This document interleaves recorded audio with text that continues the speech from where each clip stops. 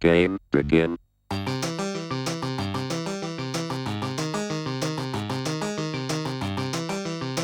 Thanks for hopping on. It's going to be gas. Absolutely. Do you have anything you want awesome. to talk about in specific? I have some thoughts, but I was wondering if you had anything you want to talk about. I've got nothing specific. Jared actually challenged me to see if I could steer you away from talking about Burn for a whole episode. All right. Sure. Let's start there. Aaron Dix, do you remember when you were once a notable player of burn decks? Let me just ask you some trivia questions. Okay. One drop creature, your choice. One drop creature, Jackal Pup or Phyrexian Dreadnought. Go. What do you in what? There's only two possible answers, Aaron Dix. Okay, Pup. All right, three drop creatures: Ball Lightning or Psychotog. Ball Lightning. Yeah, that's not what the scoreboard says. The scoreboard. Okay, let me ask you an even easier question. Okay. Pyroblast or Hydroblast? Pyroblast, not close. Buddy, I've looked at the top 1 deck lists. I've looked at the top 8 deck lists.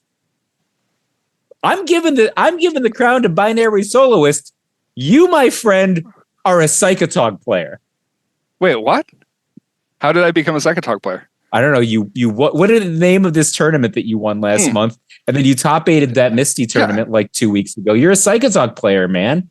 I love Psychotog. You slothed off. I can enjoy Psychotog and still love my aggro decks. You moved away from the mountains. You bypassed the islands all the way to the swamps. You're like, the islands aren't wet enough. Hey, hold on. You can play aggro decks with swamps. I hate you. Or don't you remember? I have nightmares about that. I added the card Light of Day to my side. I got beaten by aggro decks with swamps so bad. Can you imagine dedicating a sideboard card not only to the color black, but to black creatures whose primary function is attacking? That's the kind of scarring that you put onto my tiny pea brain.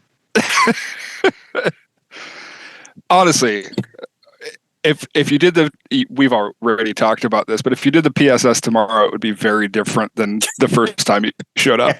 Yeah, I might bring 3 whole decks next time. Yeah.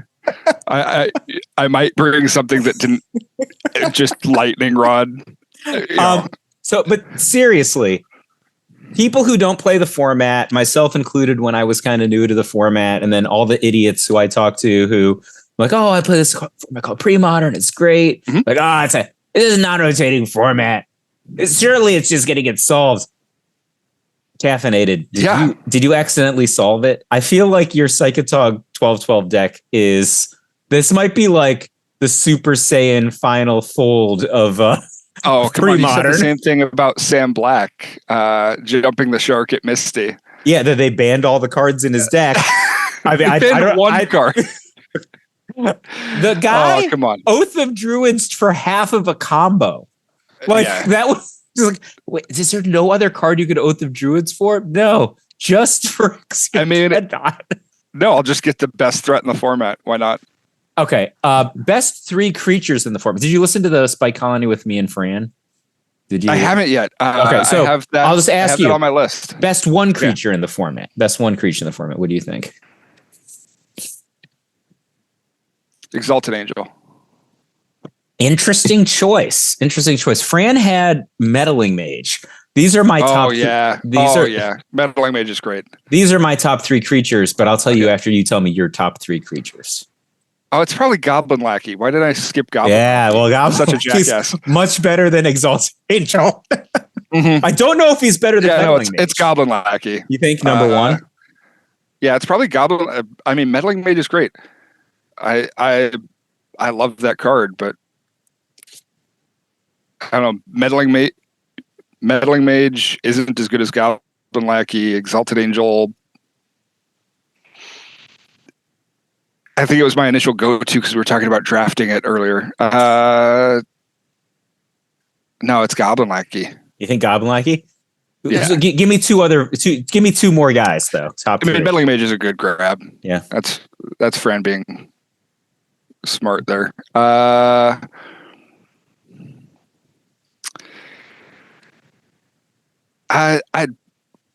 Deranged Hermit's pretty good in a lot of things. It goes well and along. Yeah. I think probably Deranged Hermit for utility. It does a lot of things well. So those are your three: Goblin, Lackey, Meddling Mage, Deranged Hermit. So interestingly, Fran voted for Meddling Mage, but then on Twitter today, he had Goblin, Lackey in his top 5 cards, not top 5 creatures. Yeah. And I'm like, how can the top 5 card not be the best creature if one of them is a creature? Here's my three. I differed greatly. 3-way tie. I think my bias is Phyrexian Dreadnought is the best creature, but Phyrexian Dreadnought, like, it's the best threat. It's really good. Singular threat. Yeah.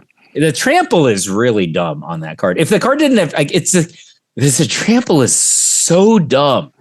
Like, anyway, Phyrexian Dreadnought, Meddling Mage, and Mog Fanatic is my third. I think Mog Fanatic. Yeah, Mog Fanatic's probably the really good. People got on my case a bit. I got involved in one of the red deck controversy topics a while back. People were saying, "What's the best one drop in Premodern?" And somebody was saying, "Jackal-Pup." I'm like, Jackal-Pup's not even the best one drop in its own deck. Isn't Jackal-Pup like your most sided out card? Gotta be, right? Sided out in the mirror, sided out against elves, sided out against rock, right? Like, it gets sideboarded out a lot. Yeah, like, it is, like, this was the unlock for me. I don't tell Lanny, he's not on this podcast, so he'll never hear this. He's just posting podcasts that I'm making without listening to them. I could just be spouting hate speech and profanities the whole time. He'd never know. But he taught me this thing, which is that how good Sulfuric Vortex is against elves. And I used to side it out. I used to side it out because it didn't affect the battlefield. But it just gives you a way to win, so you can devote all your burn to their stupid elves. Yeah, exactly. It's awesome. Don't tell him that he taught me that. I wouldn't admit that to him, that he taught me something about the red deck.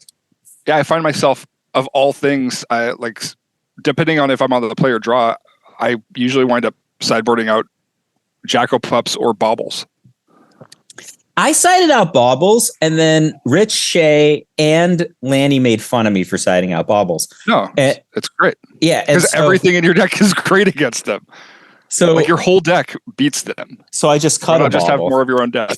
I just cut a Bauble from my main deck. So here's my new project. Look at this. The people at home can't see this, but you can see this. What card is this? What card is this? Do you know? Where is it? It's a bolt, right? Nope. Or is that a dart? There's no English analog to this card. I'm going to tell you what it does when I cast it. You're just going to have to believe me. It is a Japanese. It's a Japanese shock. Look at here. Really? Yeah. Look at this. Yeah, that's a terrible looking blast. Red elemental blast. Yeah, I know that one. And then did you know that they issued these fire blasts in yes, New Border? I do know that one. So I have that as a playmat somewhere. I'm making a meme version of my or when I say my red deck, I really mean your red deck. So I'm making a meme version of it. All new printings, but there's no new printings of like of some cards, like Curse Scroll, for example. So I got gold bordered World Championship Brian Hacker, gold bordered. That's awesome. Curse Scroll, and I'm going to have Brian Hacker. He's a good friend of mine. He moved to New York. He's going to sign the Brian Hacker on top of the Brian Hacker signature that's already on the card. It's just going to be like Inception. So that's going to be my new shtick. So have you seen me play Landstill at all? Have I? No. Played Landstill? And I'm disturbed that you're just naming another blue deck instead of the red deck. Well, no, my Landstill deck, I understand how to play Landstill. It doesn't mean I like playing Landstill.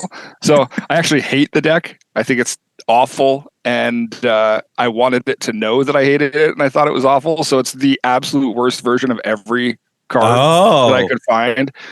It's white bordered, gold bordered, new frame, just a mix of the worst version of everything. Oh, maybe I'll make one of those. I actually could certainly I hate it. I want it to know. I certainly could field an all new. I think I have 4 new bordered flooded strand. I actually think I do. Yeah. I have the new framed gold bordered flooded strands in there. Oh, am I going to have to buy like a 4? I think I own 3 white bordered Adarkar waist. So am I going to have to buy a 4th one for the deck? You might have to. So here's what ended up happening all the time. So Pog, Patrick O'Halloran Gannon. Yeah. Landstill's his favorite deck. So, whenever we have enough decks to go around. So he always chooses Landstill. Last time, him and Itai, who came in second at Lobstercon, we were all planning to meet up about 2-3 weeks ago. And Itai says to me, "Oh, do you have 12-12?" And I'm like, "Yeah, of course." And he's just like, "Is it blue red? Is it blue red 12-12?" And I'm like, "Yep." And he's just like, "Can you just make it blue white?" And I'm like, all the blue white lands are in Pog's deck. But the reality is, I own 8 meddling mages. Just 4 of them are just not Chris Bakula. I think I own the whole mana base, but just a new border. And I'm like, I guess I could have theoretically made the deck for him, but it never occurred to me that I could do that. Right. So I was just like, oh no, I only own 1 set of the dual lands, so can only field 1 deck at a time. But I could make a horrible Landstill deck and make Pog play the horrible. But there's like no horrible humility. There's only good humility. No, it's just the one.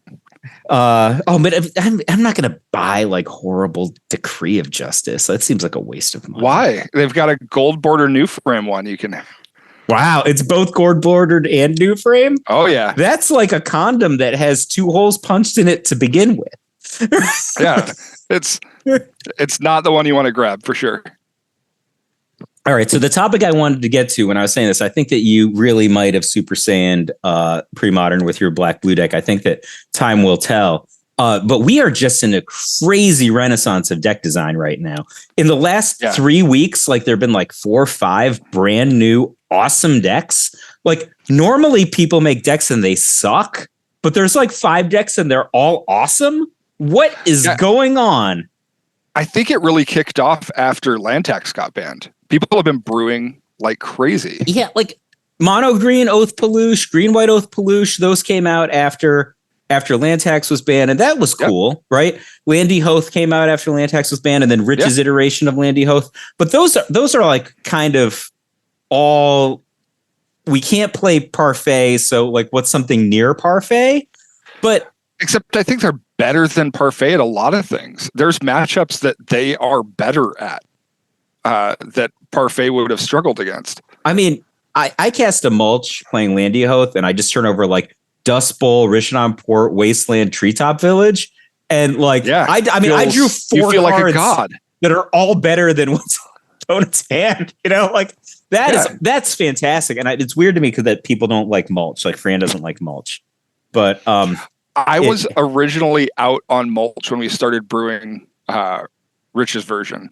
When we started working, when you guys have the Gush version, right? We did, and we just started brewing it one night when we were going to work on goblins. I think it was either goblins or red deck we were going to work on, and we got together and started talking. And I'm like, I think Parfait is still in a good place. I think it could still work. It just needs a different card draw engine. And he showed me what he was working on at the time, and it was he already had the mulch engine. Yeah. And I'm like, at the time I was trying to put Gush into anything. I'm like, I think you could still make Gush work. So we just started brewing, and when it worked, it felt great. And when it didn't work, it felt pathetic. You guys just felt. How many Moxes did you have? We were anywhere from 1 to 2 in that version. Yeah, so like I think when Sam Black played Gush in his Parfait deck, he had 4 Moxes, is my recollection. Mm-hmm. Yeah, so Rich told me that when he kind of came around to the iterating on the Landy Hoth deck was when he realized that when you cast mulch, you just like drew 4 spells. Like he was just like, oh wow, this is insane. I'm gonna ditch the basics for like cards that do things. It's great. But like your deck, I mean, I thought your deck was phenomenal in terms of the shell.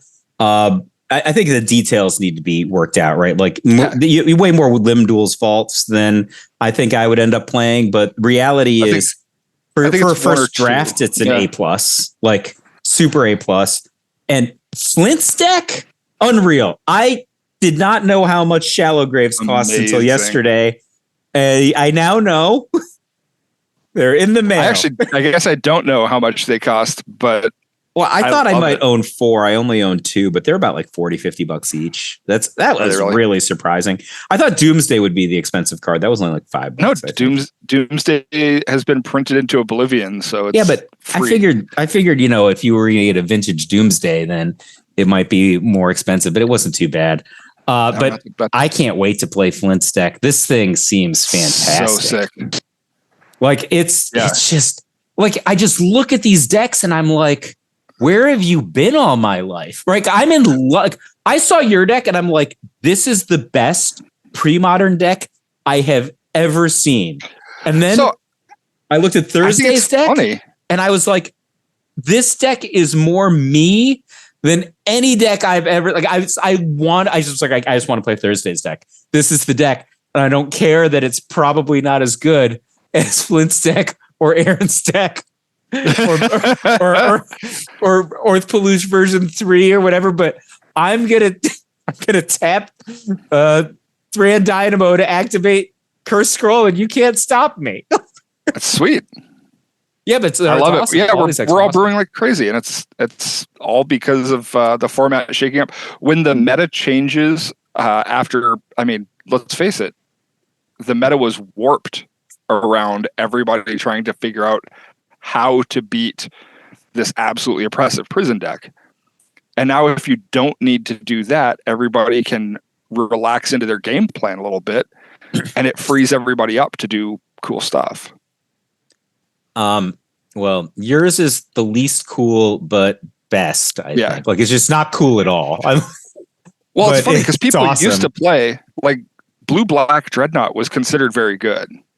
That was my first exposure to Dreadnought. Roland Chang used to play the Blue-Black version before Mono Blue took off, but it was very different from your deck, right? Like he was playing like Lotus Petals, didn't have Psychotog. Yeah. It was just basically like maybe like the way that you would imagine like a turbo version of Mono Blue Dreadnought just happened to have like Wimdle's Fault and Duress in it.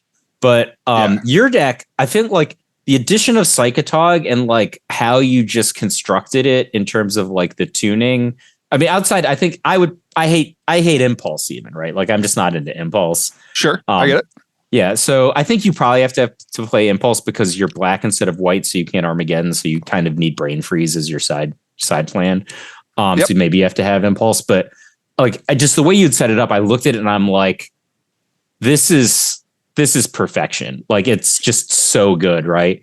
And then I looked at Flint's deck and I'm like, Flint had put so much care into his deck. Like, and then it's unbelievable. Like, I don't know, like the mana base, the combos, the pocket combos is crazy. He has so many of them.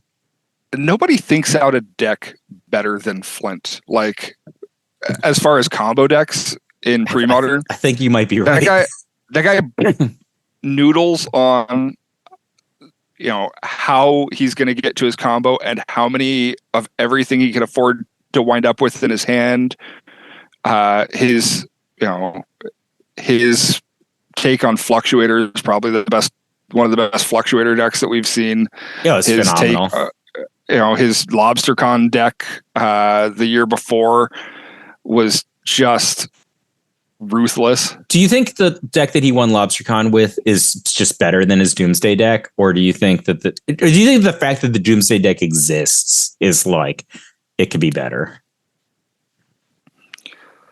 It's tough for me to say. I'm not a huge fan of Doomsday unless I'm doing Doomsday stuff with it. But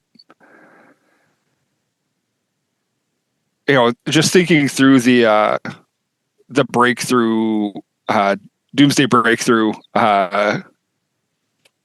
thing, like if you're not going to get disrupted in any way, what a cool way to go off.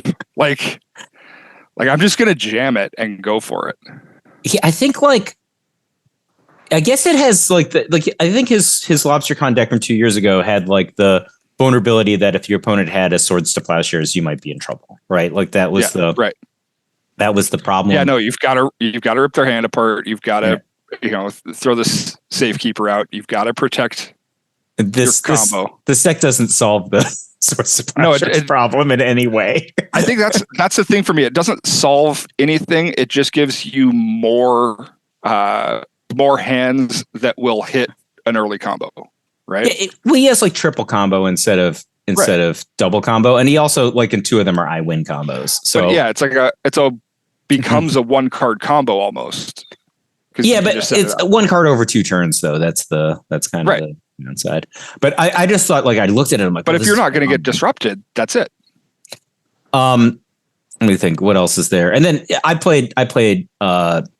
I'm calling it Magical Christmas Land Death, which I think is a better name than Red Green Oath. Right? If Red Green Oath could just be Flint's deck from Lobstercon 2 years ago, like with the Bloodfire Colossus. Oh, the pyrostatic. Yeah, whatever that is. That what's the name of the creature you got? Bloodfire Colossus. Yeah, Bloodfire Colossus. It is these ridiculous, expensive red sideboard cards or whatever. Like he said, no, this is a good deck. Trust me. And I mean, I would believe him, but no one's ever actually played it. But that could be. Oh no, I played it. I played it against it at Lobstercon last year. What a terrible matchup at day 2. What a terrible matchup for zombies. It might actually be the worst possible matchup for zombies. What about? There is no way you can win that matchup. What about Rifter? But they have a Light of Day. Still gotta cast it. Still gotta draw it and play it. Well, yeah. Anyway, I'm just flabbergasted at the level of deck innovation. Do you get a chance to play every week? How often do you get to play? I get to play a local event here every week. I've not been in a monthly. That's awesome. I have not been in a monthly for quite a few months. How much do you want to play Thursday's deck? I think that deck seems like the deck I want to play the most. I honestly, I have so many things that I want to play and haven't gotten to touch yet. I'm stoked to try that one. Yeah, so it's for if you haven't seen it, it's like mono white. I hate to say control. It's just like mono white stick my stuff onto the battlefield, right? It's got Marble Diamond, Thran Dynamo, Mind Stone, Curse Scroll. And then the thing that I like about it is a lot of the decks that are just based on Eternal Dragon and Exalted Angel often just pack to Armageddon and Cataclysm. Yeah. But this deck has a ton of artifact mana. So even if they Armageddon you just keep operating. So it seems pretty cool. I guess Cataclysm could mess you up. You might have to sacrifice a bunch of artifacts. But it seems awesome, and I'm just super a sucker for Exalted Angel and Eternal Dragon. I was thinking you could build that same sort of a shell, but play what if you played all black cards instead of white cards? What if you had Mind Sludge, Haunting Echoes, Mutilate, and then just swamps with the Thran Dynamo Curse Scroll? Have people tried that? Oh yeah. Is it terrible? It's not great. You have a bunch of board wipes and you have a bunch of discard, but there's so many what do you do against Fluctuator? What do you do against Flint's deck? What do you I don't know, man. I'm playing Thran Dynamo Curse Scroll and you're asking me how I beat a combo deck. And you just keep naming different combo decks. Right, yeah, different combo decks. Yeah. How do you beat there is a lot of combo decks in the format. There's probably 15 real legitimate combo decks in the format. All right. So I've got $1,000 tournament at Star City event this coming week, but I think I'm not going to go. I was super hyped to go. Then the reaction locally was oh, nobody has to go to Connecticut. We'll just have our own $1,000 So Kaplan threw one 2 weeks ago, and then this guy Yeah, Sonny is throwing one in a couple weeks. And so looks really fun. the pressure to actually have to travel to Connecticut. So here's my problem. First place is $350, right? So here are my options. I could leave at like 5 a.m. Sunday morning to get there by 9:30. And and I'm on the razor's edge if I'm going to make it there in time, right? Leaving at 5 a.m. Mm-hmm. Okay. So the real option is I have to go the night before. If I go the night before, that's to get like a hotel room or whatever, or like, figure out lodging and stuff like that. I have to win the tournament to pay back just my hotel room at this point. Now, if I'm going to go, yesterday, I'm going on Saturday instead of Sunday. I might as well play in like the event, like the real event, not like the pre-modern side event. So, it's a Sunday morning and I'm like 11-0 in modern. Am I going to drop the modern event to play pre-modern now? I mean, like, how dedicated am I? There's a lot of questions here.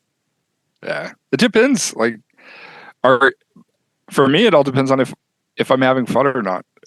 Well, I'm not going to have fun playing modern. Well, there you go. Then yeah, I'm dropping modern. Honestly, I'm probably not going to a modern tournament right now. It's just not great right now. Yeah, but I could play standard RCQ. There's Pioneer and standard. There are okay. things to play for sure. I'm not going to play Commander. There's a ton. No. If I wanted to play Commander, I could. There's a lot of Commander going on. Not going to play that, but yeah, there's Pioneer, standard, and place to play Commander. But yes, I'm not sure. So Landy's in Australia. I don't know if Landy's going to be back in time for this. If he's going to drive, we can probably go. But I don't know. I told my wife tonight, she's like, oh, are you going to be around next weekend? And I'm like, I'm nominally going to go to this pre-modern tournament.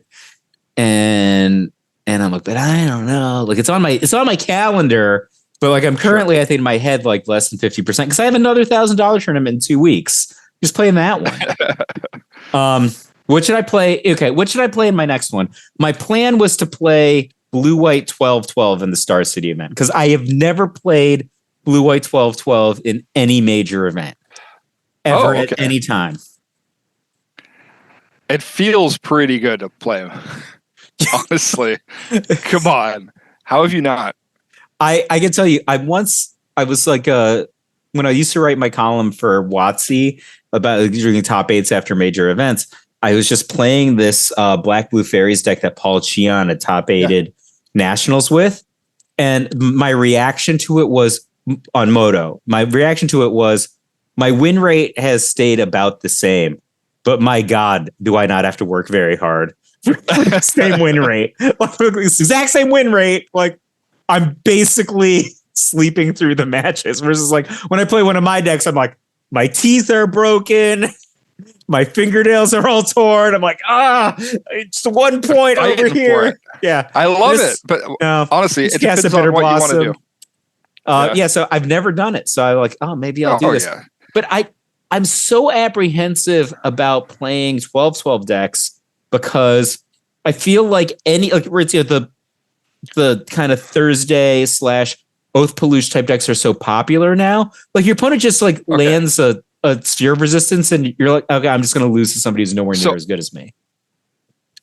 I don't think it automatically loses the sphere of resistance by any stretch. Yeah, I have like a 4-mana 12-12 and they have like a Seal of Cleansing in play. How am I supposed to win?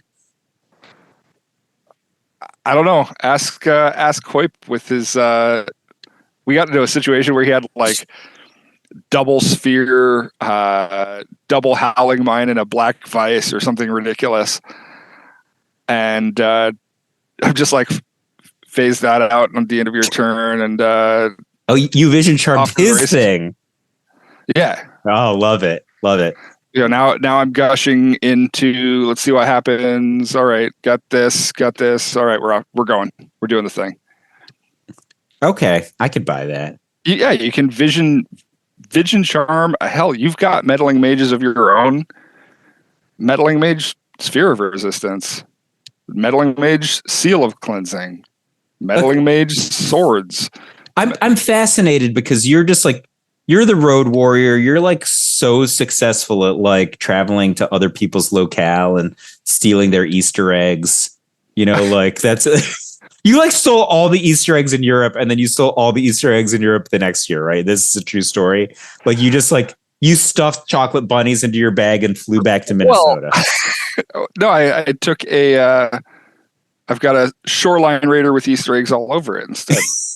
So yeah, like somebody that, doodled Easter eggs on it. But what's your like mindset? Like my mindset is always like, I don't want to lose to things that I think that like any idiot is just going to have. Right. So I need to, to have something that's not going to be those things.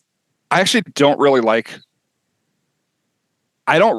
going to a tournament with the thing that everybody's sideboarded against. Yeah. That's why I didn't play 12-12 at Lobstercon last year. I'm like, everybody's going to have like 12 white removal cards. But I mean, it's a strong deck, though. It just turns out they did around it a lot of times.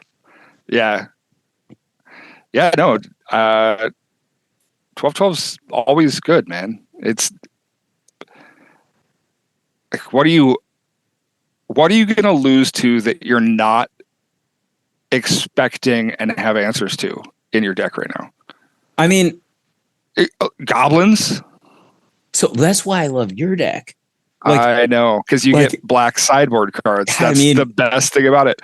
I looked at your. I told you I looked at your deck. The word that came into my head was perfection. This is perfection. Is what you made. So my thinking around making this, I actually started off just trolling the group chat because the group chat was amazing. It's the coolest people in Premodern, just talking smack to each other the whole time.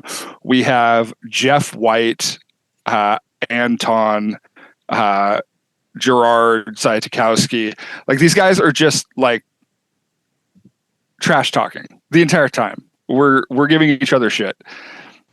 And David Daniels asking about, well, how many Togs do I have to put in a Tog deck before it's, considered a Tog deck? Yeah. And so I was, laughing like, okay, well, screw it. I'm just putting Gush Dreadnought in everything. And I joked with them that I was going to do that. And I made all the decks so that they were all, lists that I could send a screenshot of. And then I'm like, wait, actually, this one's kind of good. So you built that deck for a tournament with limitation, right? But it just turns out that even if you weren't playing it, it's limitation. It's just great in the greater format. It was like build a Psychotog deck. Okay, well, I want discard. I want permission. I want card draw, and I want card draw. Like specifically, I want Gush. Okay, well now I've got permission and discard and Gush. What pairs really well with that? I've got like the last 10 cards are kind of trash. What if it was 12 cards and I just slammed Dreadnought combo into it? Yeah, I think that works.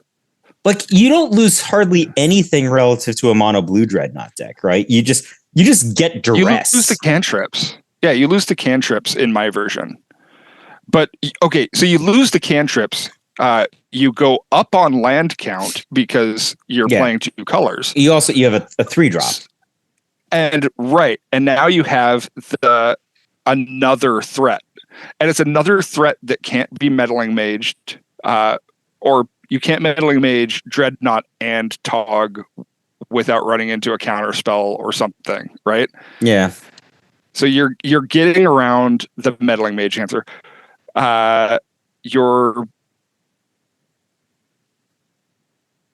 If they swords it, okay, well now I have time to set up another one of my 7 end game threats, like threats that close this out.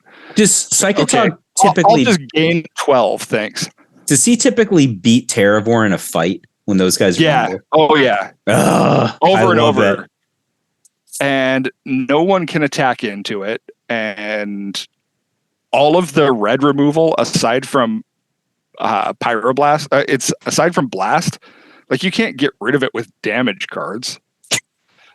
Like all you're trying to do as a red player against Psychotog is like, oh, I better try to do some damage to it on their turns. This must be the pump for lethal. The best version of 12-12 against red deck, right?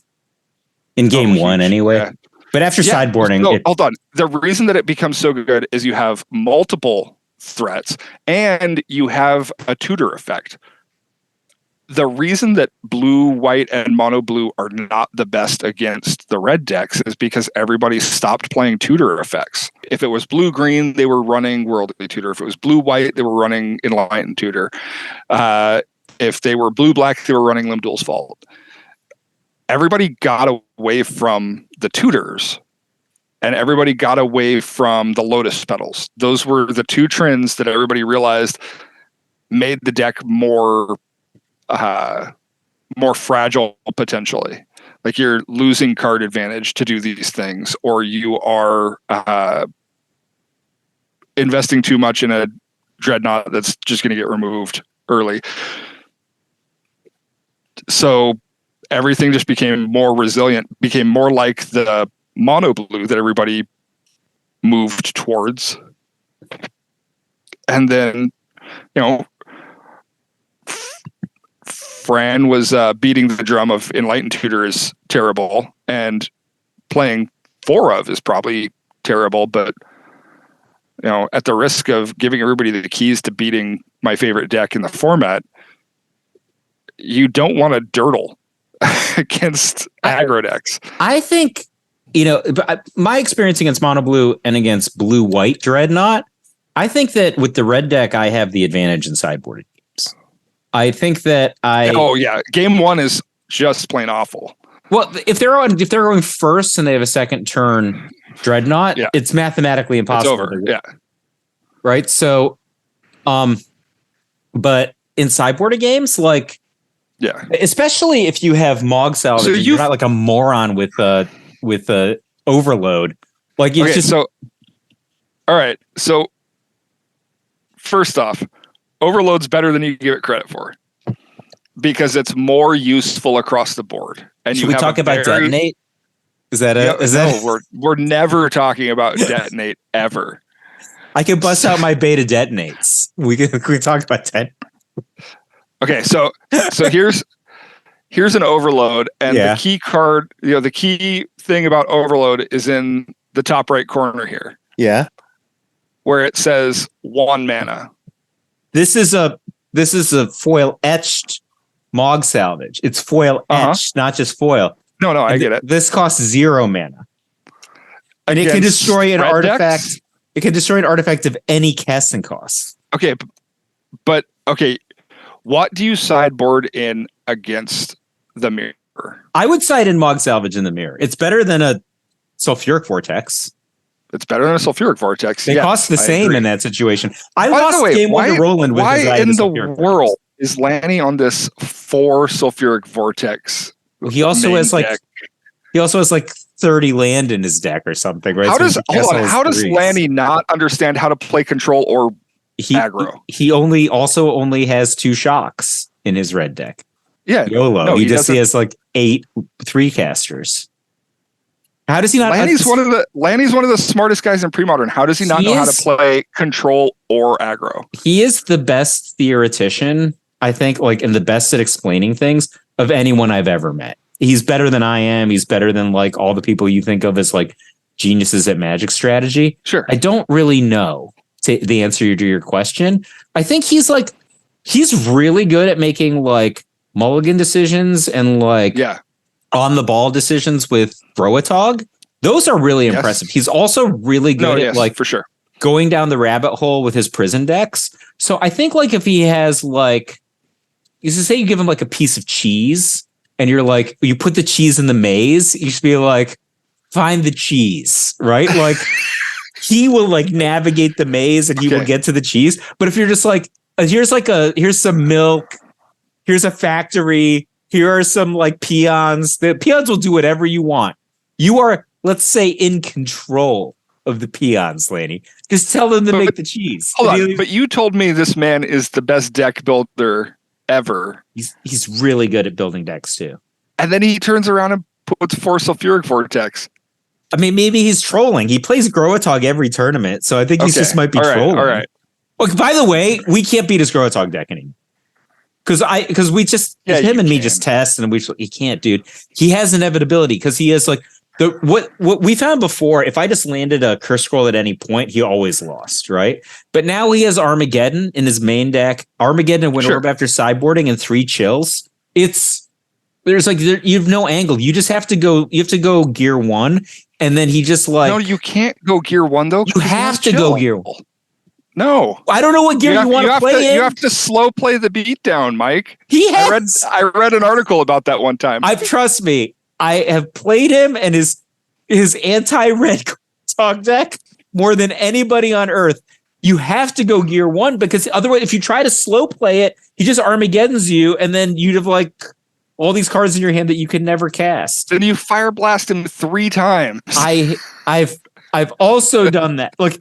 When I beat him in the top 4 of the $1,000 tournament, like I think I only won game 3 because he mulled to 5. Like he Armageddoned himself to no permanence, so it was him on no permanence, me on a Jackal Pup, right? Because if he doesn't Armageddon, I'm just going to kill him, right? So he Armageddons, but he has a chill in play, so that's why I didn't kill him already. So he has a chill to my Jackal Pup, and my Jackal Pup went most of the way.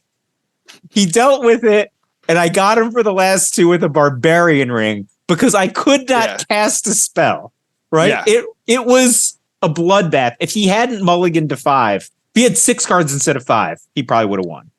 Like his deck is just, but that's the way it is. You're like, I went to 6 blasts so that I would always beat him. So now so that's the reason for the 6 blasts. Yeah, he has Armageddon because it's a non-blastable thing that contains my strategy, right? So it's but I mean, I think he also is like a warped concept of like how the strategies would work because he's just playing 3 casting cost cards.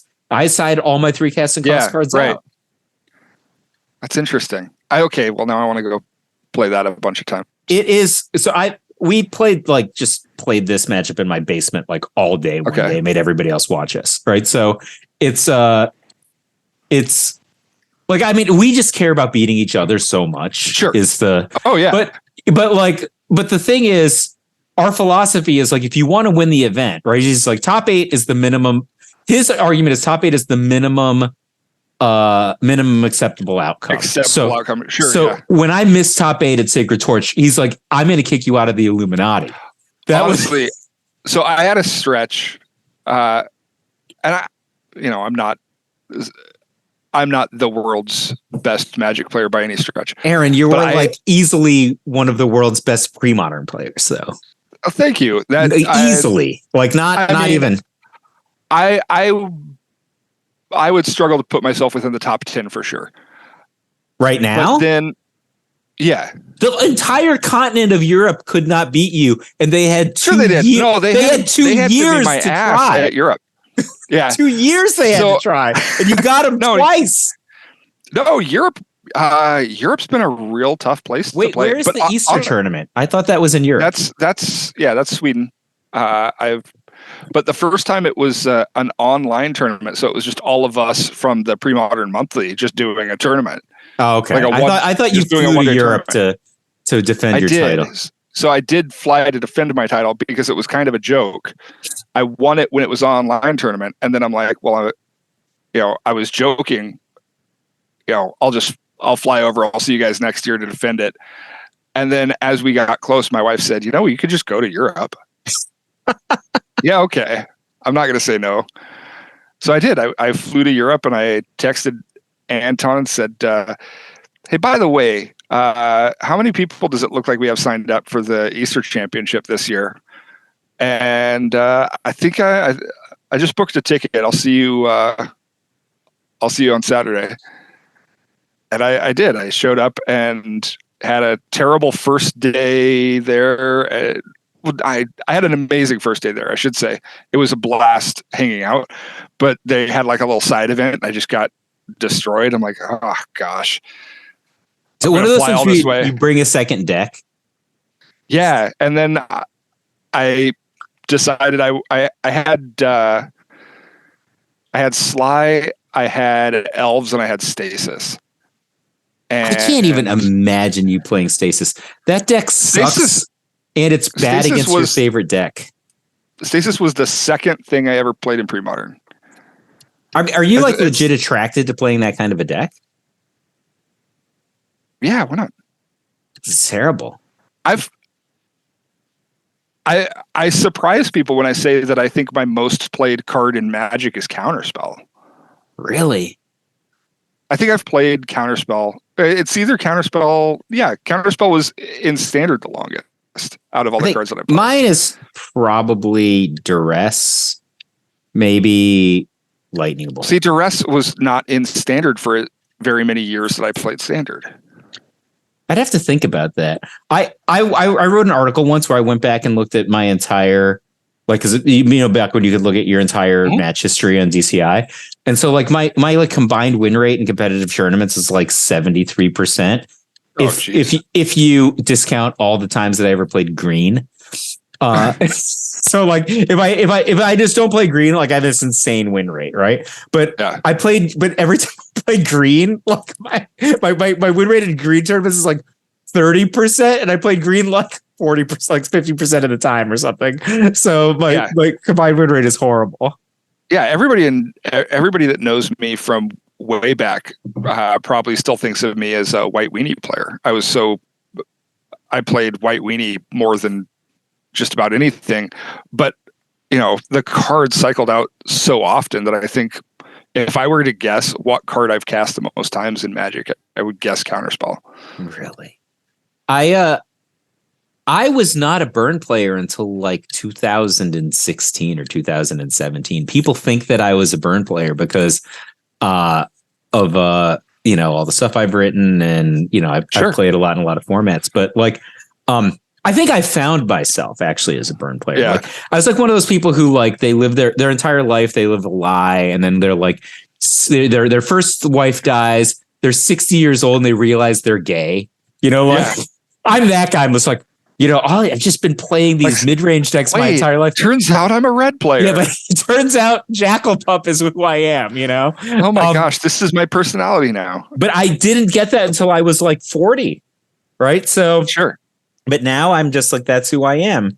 And the thing was like, my protege, Roman Fusco, because we had, I won this PPTQ with Burn, and then I taught him how to play it. And then he won like Star City Modern regionals, and he was just all over the place. And he won like local tournaments and stuff. So we were just playing Burn and Modern over and over again. And he's like, are we violating the rule? Right. I'm like, what are you talking about? He says, well, we just did this episode on Ancestor Recall, how to win a PTQ. Or maybe it was how to think about Magic. And he's just like, one of the rules is no long-term alliances. Right. Yeah. Yeah. Sure. Like no identity. Right. Identity is the enemy of optimal choices, and right. And I'm like, oh man, are we? And he's like, I don't know, but we play this like to a disturbing degree, relative to what the rules are supposed to be. Yeah, when I came to Premodern, the first deck I ever played was Burn. I played no fetches, no bobble, kind of straight. Was that just like what people were playing before Aaron Dix got there? Well, nobody did bobbles before me. I think that's the coming out tournament for that was the first Euro champs or the first Easter champs that I won. But fetches were absolutely a thing for sure. Because of Lava Man, right? Yeah, exactly. Who do you think the best one drop is? Do you think it's Mog Fanatic in the team? In red deck, it's Mog Fanatic. I love me a lot. I got to tell you, it's fantastic. It wins games against. Like if you're gonna beat. How do you feel about this Lava Man? Is he beautiful? I'm fine with it. What's the one that I have right over here? I had a ridiculous Lava Man. Here, I have two different ridiculous Lava Men to choose from for my meme deck. Yeah, I had one. Do you have this guy right here? Yeah, that's the one I have. Yeah, so I have these two. I'm not sure. Oh, here. Which Incinerate should I play? So I have a choice of 4 Incinerates. This is like the original Ice Age printing, but in a new border. Yeah. So that's really insulting because it's a new border. I super hate it. This one is I've never seen this card before. I actually like that one. I like that one with the Chandra. Yeah. I'm into it. This one is just the standard one. I don't hate new frame cards as much as some. But what about this one?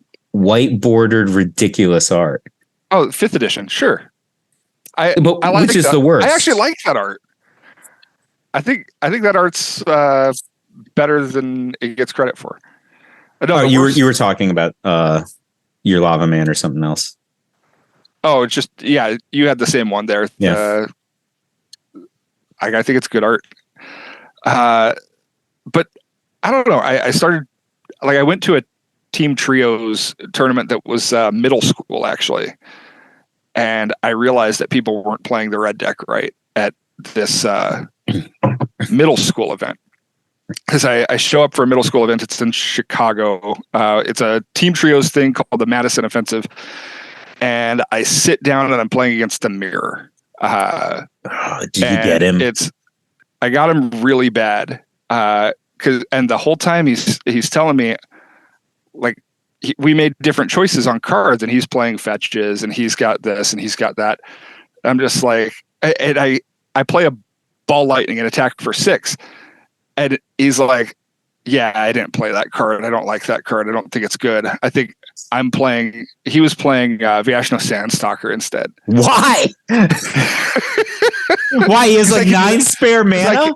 Because I can do that every turn. And I'm you're dead, buddy. And I'm like, cool, take 6. And and we like, I'm like, how do you get it wrong, right? Like, and he like again and again, and he got salty at the end, and he's like, well, I guess you can't beat runner ball lightning. I can beat it with anything in my deck. I'm like, yeah, but you didn't have it. So, but you can't if their cards aren't in your deck. But right, exactly. So this is a serious question. We've obviously failed Jared already long ago. I was trying to stay off this topic, but I'm talking to Oh, I know the one time notable red deck player, Caffeinated 22. Okay. Okay. So how did that? I just again because I haven't listened to the new episode yet, and I still do plan on it. How did that come up, and how am I like? So I not that I need to be like the number 1 red deck player at all. That's not a thing. First of all, you're my hero, right? I'm just messing. Oh, jeez. Stop right. It. So the first deck I ever played in Premodern was your Bauble Burn deck, and it made me fall in love with the format. And now this is the thing that I like to do with my friends. But set that aside for a second. I played Overload in the $1,000 tournament. Right? I played it because Binary Soloist played one in his sideboard, and I wanted you have to have something to take a pup out for in the mirror. But I wanted to run a bit where I was always, how I was like when I do posts in non-idiots, I'm like non-idiot Aaron Dix or like not, I was like, so I wanted to start saying like world's greatest pre-modern red deck player, Binary Soloist. So that's how I was just going to start calling him like 17 words long. Cool. Binary Soloist, right? Because he is 502 leagues. So I'm like, this must make him the preeminent red deck player in the world. But like, it's cool because, he got into Premodern because we were talking on Twitter and, we bounce ideas off each other all the time. Right. So this was just going to be the bit that I ran. So he ran one Overload. So I'm like, I'm going to run. And then the only match that I sided it in, it cost me the stupid match. Right. So he's not getting that title. But this is the question I wanted to ask you, because I have only ever been able to do this by beating the crap out of children. This is the only way I've ever been able to do this, right? I drill Pog or Roman, like if they make the smallest mistake, I'm like, garbage, horrible. This is what you should have done. This is the right line. And then they see it, they're like, and then when they make the mistake, I'm like standing over them from behind when they're playing for position in a big tournament. They're like, as soon as I knew that, I knew what his next card was going to be. Yeah. So I tried to teach Rebel, and I don't know if you saw it, like Rebel did a video. She's bought a ton of coaching from people, right? And I coached her. For a while, she's just like, Mike's the best coach.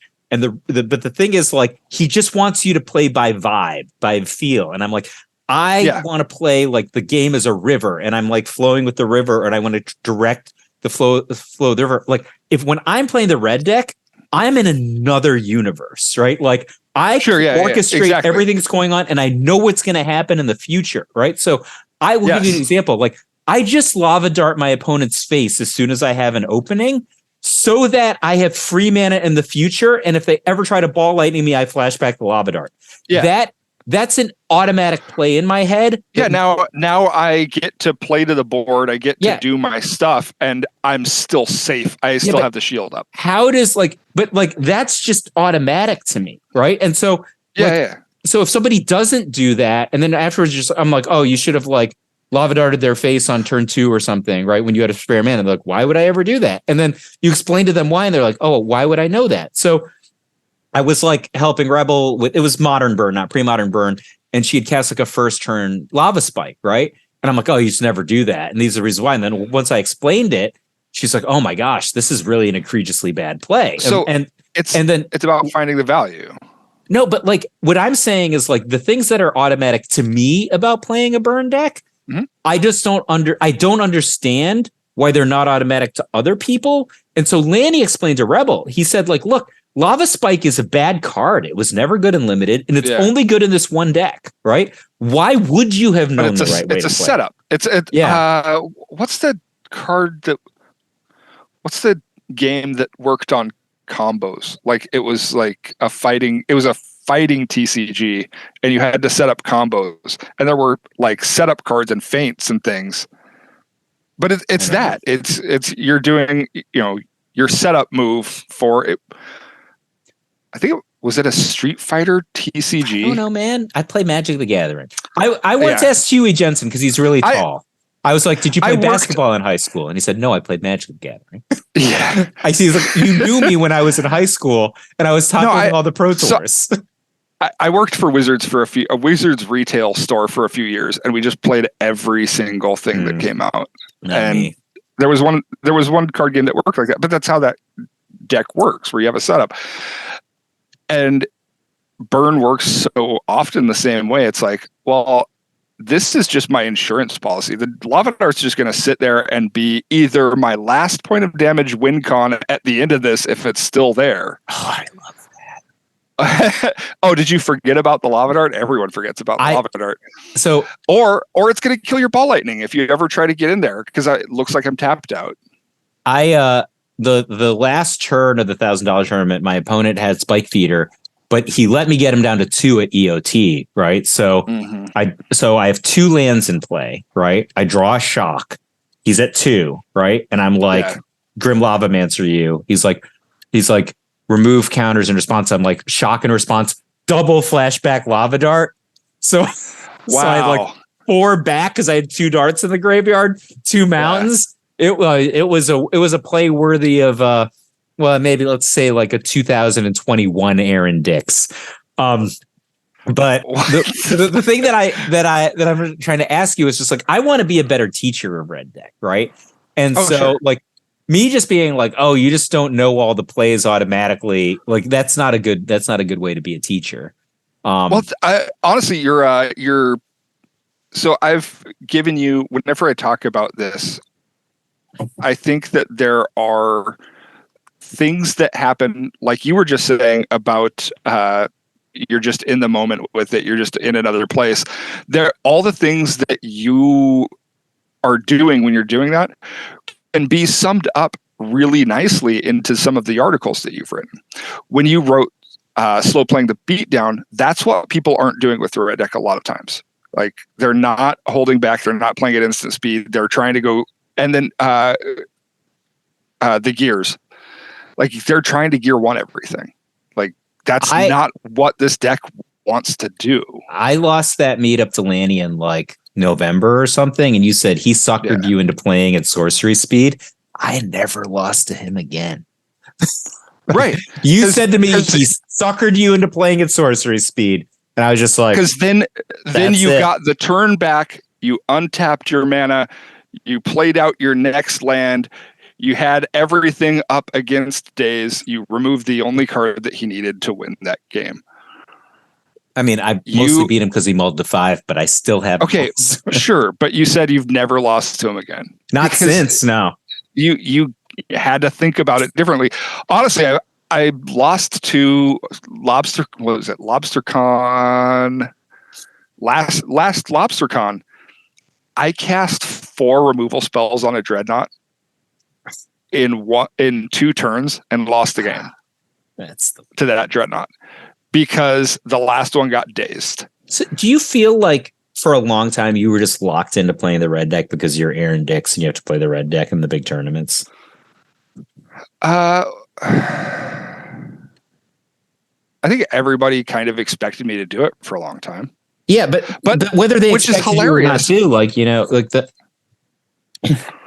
it's hilarious because for a long time in Premodern, I was only playing red deck every other month. Like, it was my favorite deck, so I wanted to play it. I wanted to like perfect that in Premodern. But I would play the red deck and then I would play something tier 1 or tier 2 or whatever. And then I would take a month of like trying a crazy brew. And then I would play something off the wall. And then I would go back to playing something like red deck this month, my brew next month, land still, brew, stasis, brew. I would just go back and forth of like, but I just have the most fun playing red. I just, more than anything. And people tell me it's boring and then go off and play their Enchantress deck that never, it's always just a solo. Like, you're playing solitaire and you're like, oh, Burn's so boring. I think I'm not into like telling people. Well, actually, this is weird. In Marvel Snap, I get mad. You play Marvel Snap also, right? Yeah. So I don't like it when people play Rogue and Leech. I feel like those people, like, they're like, why can't you let people have fun? That's to me, like, you're just making it so no one has fun. But you thought you had a plan all game, and then you just gone. Your plan is gone.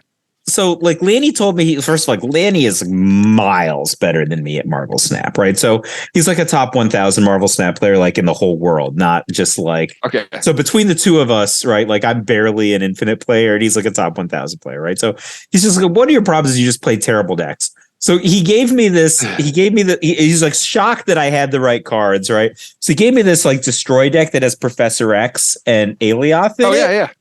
And I went from like 60 to like infinite in like 2 hours. So I'm like, this is what it's like to play a good deck.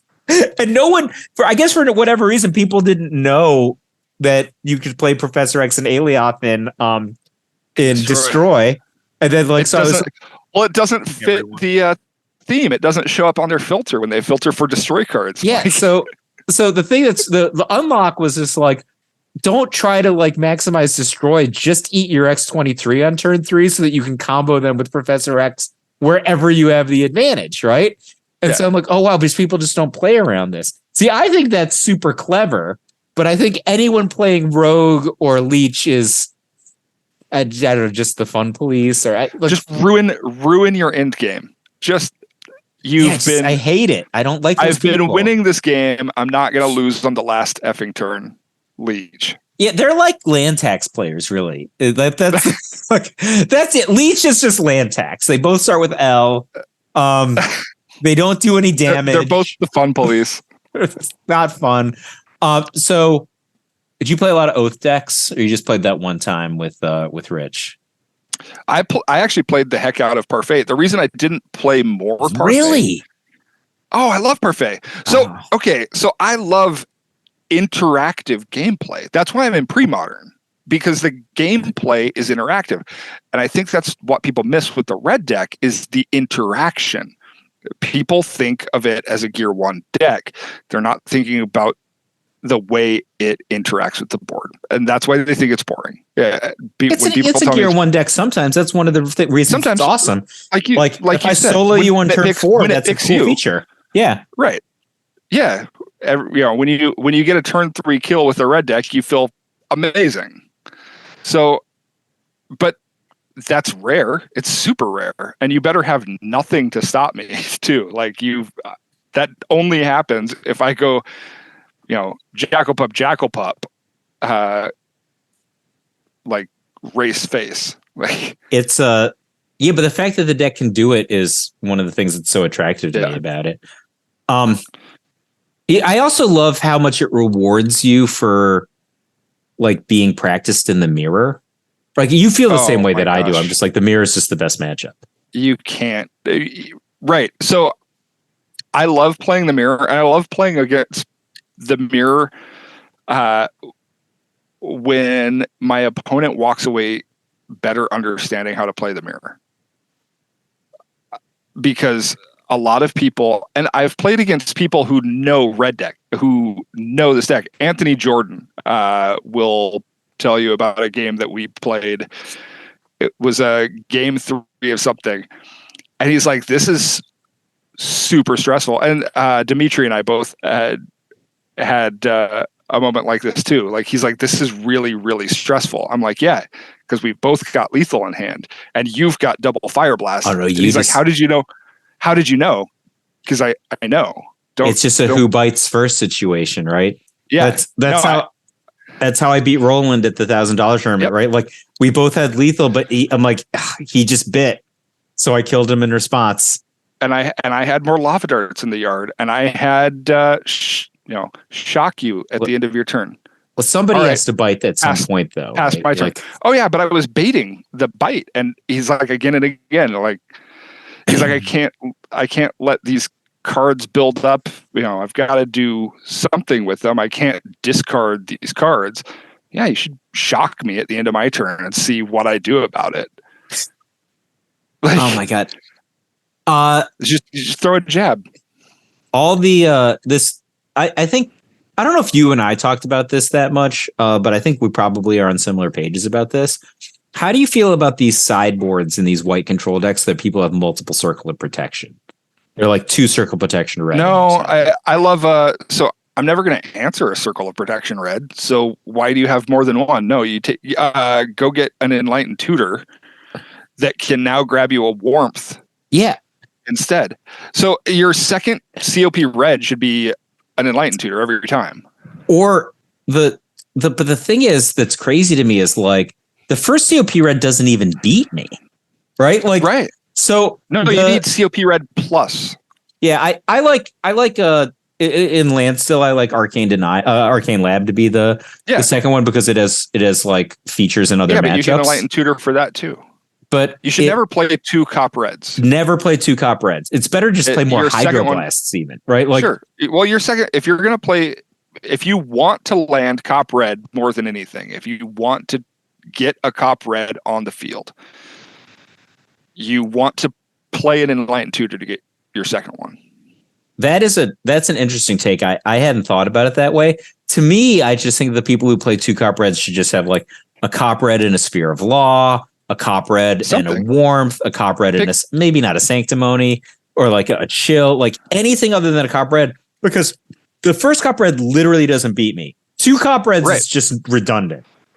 Well, I've tried to. So we gamed a lot of cop red counterplay going into Lobstercon last year because I predicted Landstill was going to be the deck to beat at Lobstercon because too many good players were high on Landstill going into Lobstercon. So we had a lot of locals playing Landstill, and we sat down at a local pizza place and played, I don't know, 20 matches or 20 games of mono red versus Landstill, and mono red crushes in game 1, and then we sideboard. And traditionally, the blue-white players thought they had a huge edge because they just play out cop red. I'm like, cop red's not going to beat me. You need a second thing to tutor for right now. And we jammed and jammed and jammed. And every time it just came, I'm going to overload your cop red. I'm going to play creatures to the board. As soon as the cop red lands, I've talked about this a lot. As soon as the cop red lands, you're the control. You are controlling the battlefield. You're never going to have a man land that you can activate safely. And at the end of your turn, I'm going to deal you 2 here, 3 there, 1 here. I think I have like 100% win rate in any game that somebody tries to cycle a decree. Right? Oh like, yeah. In those games, I think I've won every single time they try to cycle a decree. But that's the only way that most of these blue-white players can win that from that position. Because you don't give them any man lands, your win con becomes, cycling a big decree. I think that if you want to level up your skill in pre-modern, I think that like playing with and against Cop Red against Red Deck, it's like one of the best ways. Like because like I watch other people play, and it's dizzying to me how quickly Red Deck players just concede to a Cop Red. Like they're like 2 turns in, and they're like, "Oh, I'm not going to do any damage." Or the other thing that drives me insane, and we've talked about this, is playing a Sulfuric Vortex into it. Why give you actually side your Sulfuric Vortexes out? I'm of two minds. 100%. 100%. I will for game 3, but I don't take them out typically because I'm not sure they have Cop Red. That's the thing. Like they might not have Cop Red. I'm for sure they have Cop Red. Are you kidding? They've for sure got Cop Red. I mean, and I've already won game 1. When I was the Lancel guy, I won because I needed a way to win. They gave it to me. Right. That's awful though. They should never give you that win. You can win through a Cop Red. I've tried to have this conversation again and again. Well, yeah, people don't understand the math. Like you just play out Jackal Pup, right? Like Jackal Pup is Rishodon port now, right? Yeah. Tap that land and never. Okay, blue-white players playing against red. Your lands are more precious to you than trying to get in for 2 damage with a factory.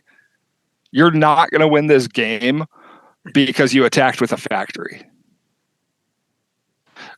Play some way to win. 20 lands to the board. I don't care. Play all of your lands to the board. I did an article once. I don't know the math off the top of my head. Just like how much land do you actually need if you go to 60s, and like what is the upper limit of the damage that a red deck player can do without having to discard? Right, like it's like really high. Right, like you need to have something like 14 open mana, and they can still deal 50 damage to you or something. Like, and it's like dizzying, and like people don't realize things like breaking a flooded strand or something might kill you. Huge, right? Like huge.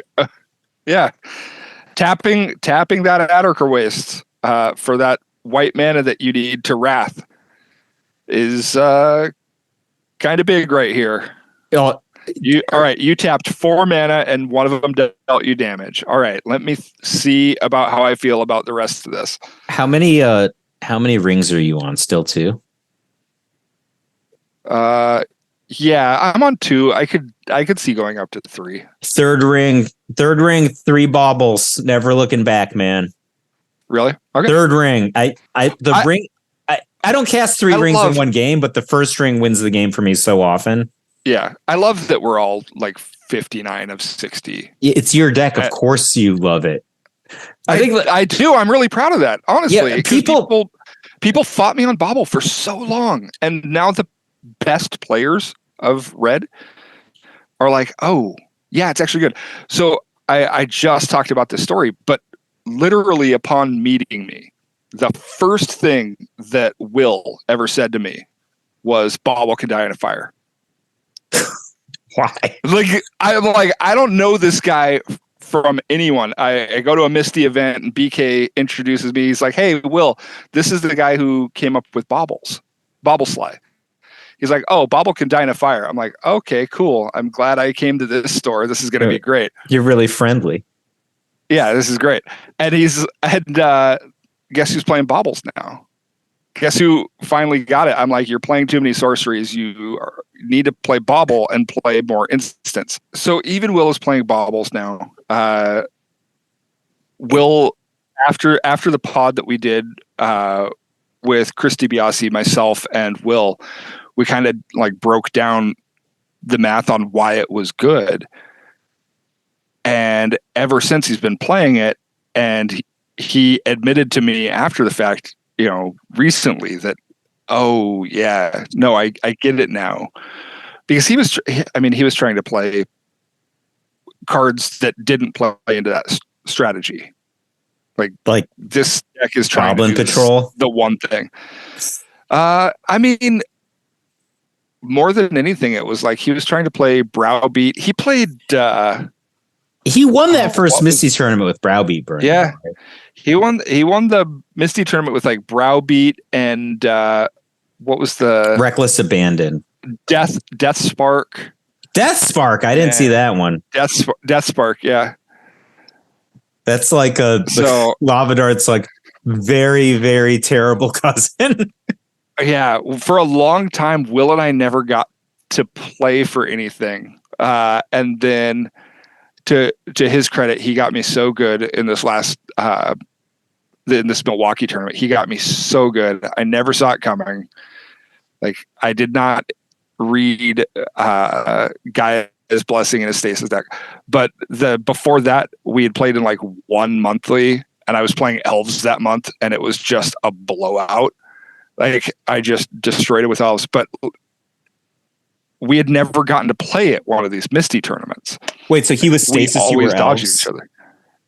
I don't remember what he was on. I remember I was Elves, and I just did elf things. Like I mean, you have 8 cards that say untap. Untap. Oh no, elf. Yeah. I mean, Stasis has to scoop to Quirion Dryad pretty much. Like Quirion Dryad. I mean, they can conceivably null rod you. Okay.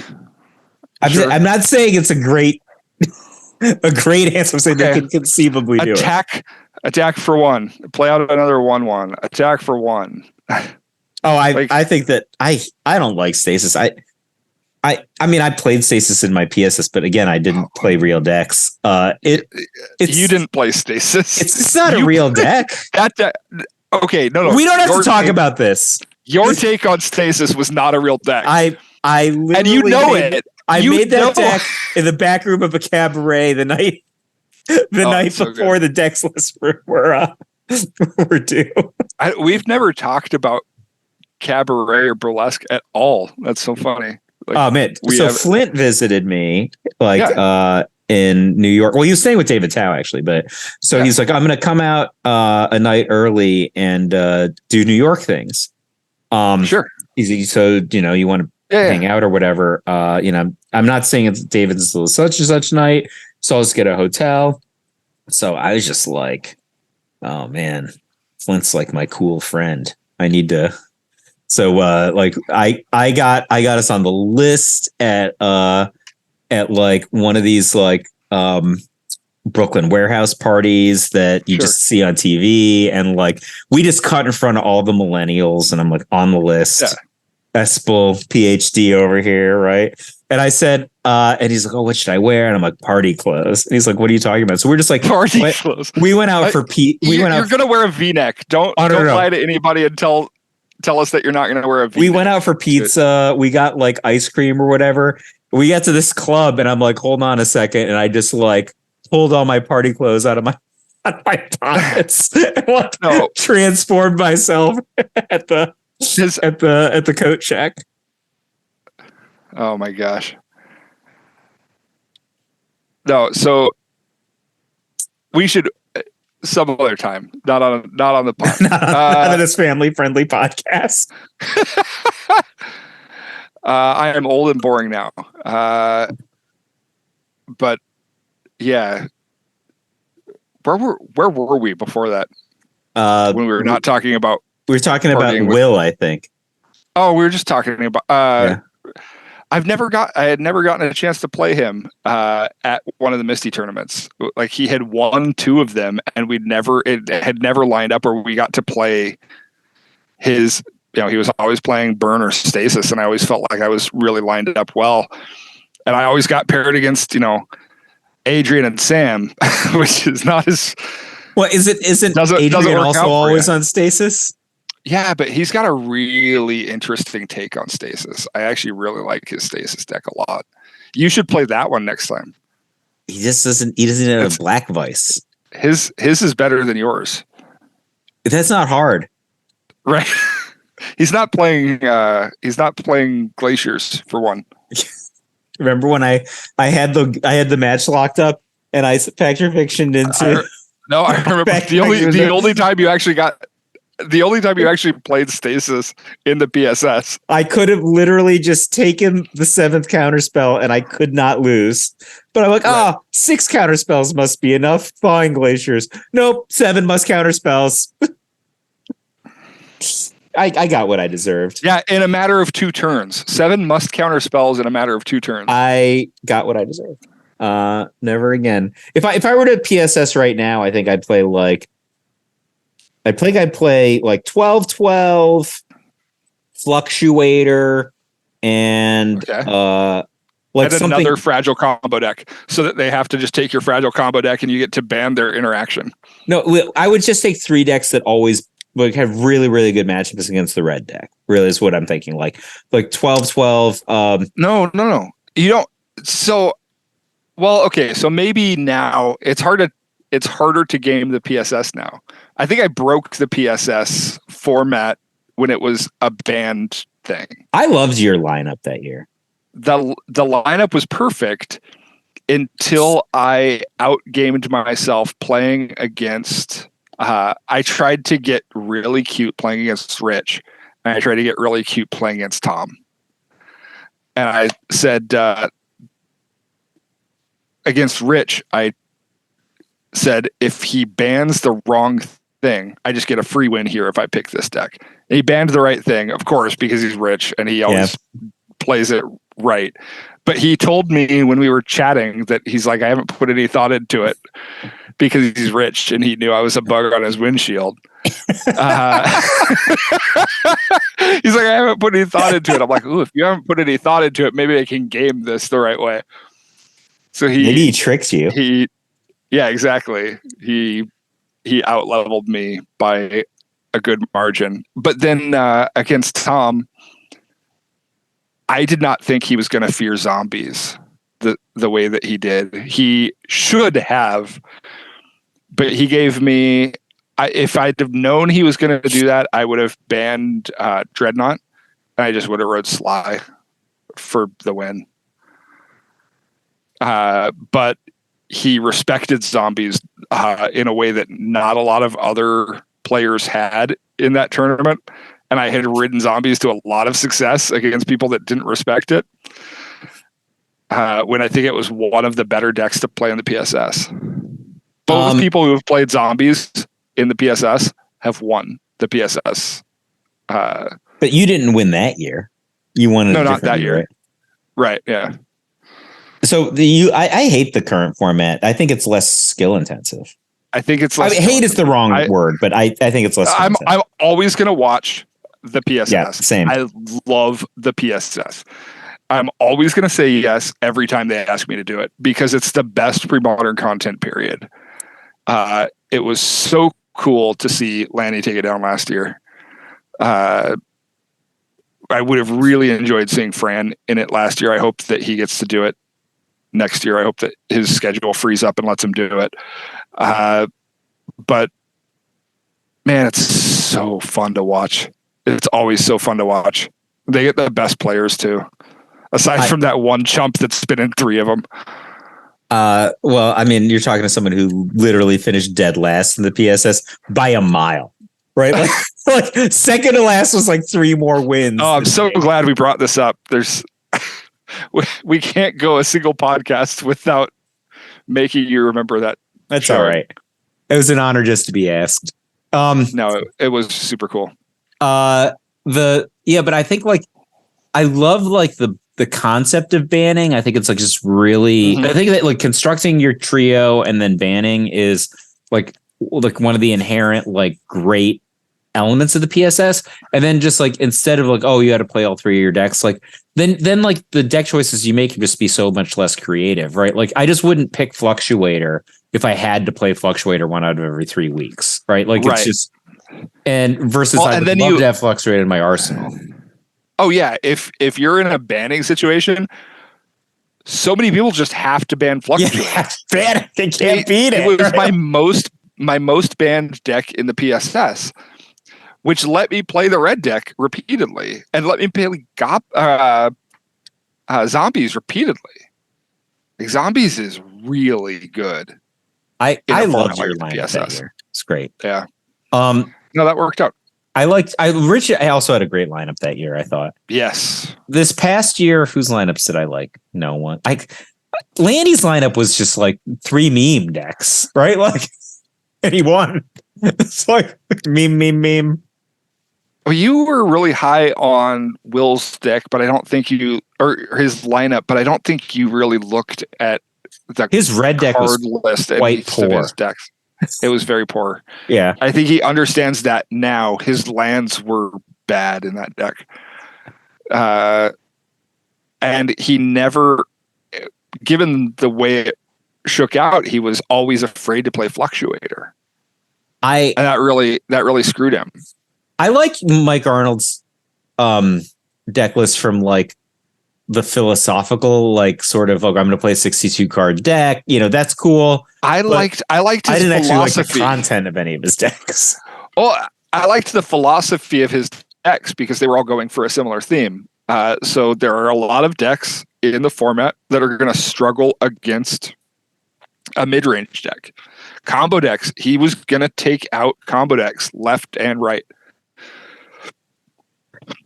All he had to do was ban the aggro deck or the combo deck that outraced him, and he could take over. Do you think, like, I don't know how you prepared, but like my year, like nobody helped me, right? Like I made obviously nobody helped me. Like I made my own deck, and then like I was supposed to be in this like New York Brain Trust, and nobody helped. Yeah. Right? Like, same. But Lanny's year, like he's like, all right, this is my matchup this week. This is what I think we're gonna do, or like, you know, and we just drilled. I mean, I'm like, I played the 75 that he thought he was going to be up against. We just played that matchup all week, right? Like literally, like, and that was one of the things where a guy had like Mike Arnold's Star Spangled Slaughter deck, and like the first game we played, I resolved what's the name of it? Future Sight. And I'm like just drawing like 4,000 cards. And I'm like, it's over. No, I can't win. Like the thing that we realized was he didn't have enough interactions for Oath of Druids in his 75. Like there just weren't enough, right? Like Lanny was just going to easily be able to fight through it. And I just drew like basically my whole deck with Future Sight, and I could just never beat an Oath of Druids. So that was that was like the conclusion we came to, because we were like, oh man, Future Sight's really powerful. Like once I got it, I was like, oh wow, this is crazy powerful. Well, like when you resolve a Future Sight in that deck, you just feel like, it's a matter of time, and it's a short amount of time. But the problem is like, if in a conventional situation, you're just drawing 3-5 cards a turn, whatever. Just play out an Exalted Angel or something. You're just like rock and roll. If you get rid of this, I'm going to play Lightning Angel now. You get rid of this, I'm going to have like, I might have my next 2 things. But I literally couldn't beat the number of Oath of Druids, tutors, and recovery spells in Lanny's deck. There weren't enough cards in Mike's deck that even if I drew all of them, I couldn't beat the Oaths. And that was like the conclusion we came to, because it was too dangerous to play creatures out in a lot of situations, even though I'm drawing a ton of cards. So I'm like, oh wow, I need to sandbag Fire Ice, because the only way this deck can actually win is by getting like enough creature attack out. So I have to hold Fire Ice so that in the cross my fingers that he gets a chroma that I could tap it, right?